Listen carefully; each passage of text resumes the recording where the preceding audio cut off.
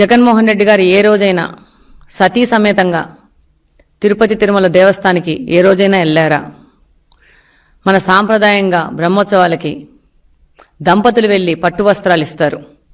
ఆ విధంగా ఏ రోజైనా తన సతీమణిని తీసుకెళ్ళి పట్టు వస్త్రాలు ఏ రోజైనా ఆయన సమర్పించుకున్నారా?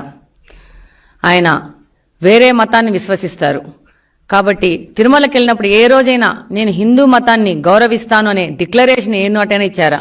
మీరందరూ చూస్తుంటారు.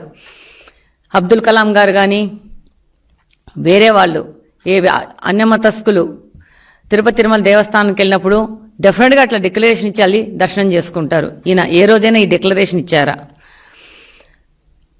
పవిత్రమైన తిరుమల తిరుపతి దేవస్థానం యొక్క లడ్డూను అపవిత్రం చేసి దానివల్ల వస్తున్న నష్టాన్ని భర్తీ చేసుకోవడానికి కొత్త కొత్త నాటకాలు మొదలుపెట్టారు.